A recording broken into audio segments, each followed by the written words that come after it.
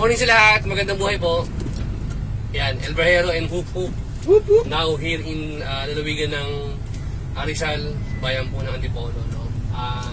Gusto ko pasalamatan yung aming paglalakbay sa nakalipas na 24 oras, no? From ang Pride ng Laguna, no? Nakarating tayo ng Manila, bayan ng Ilocos. No? Shout out sa mga naging kliyente natin sa Ilocos, Ilocos Norte. No? Maraming salamat po sa naging bahagi po kayo na aming serbisyo. Hindi mo man naging maganda yung kwento natin paglalakbay ng katapusan. So, si Lord nagbigay sa atin ng isang magandang paniniwanag at tanawin kung bakit nangyari yun. Binigyan po tayo ng magandang kliyente for the second day, kahapon, Wednesday. Wednesday kahapon, di ba? Yes. Wednesday, no? Biniyayaan po tayo ng napakabait na kliyente, no? Ayan po ang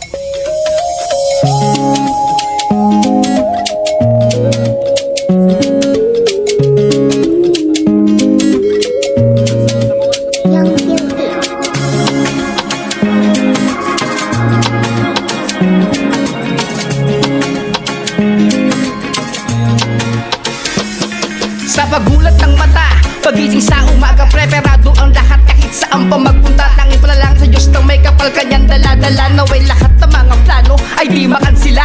Tapat sa tungkol isang magalang na driver, napakahusay.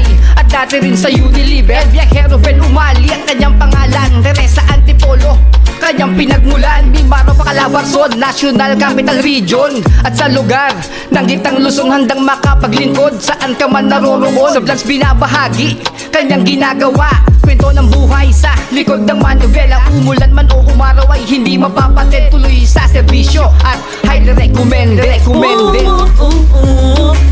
Di ka na't sumama sa paglalakbay ni El Viajero Umali.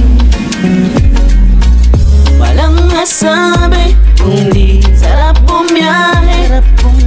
Tara sa kalye at magpatuloy sa paglalakbay. O ano at tara na. Sige lang sa biyahe. Kahit anong mangyari habang hawak manobela, lagi nga to nakampante. Sa kalsada patuloy sa paglagari at sipag at taga, misto lang baon palagi. At focus lang lagi tila sa daanan. Kahit na maulan o maalinsangan, panatag ang loob na nakangiti lang. Saan man dako hindi nag-aalinlangan.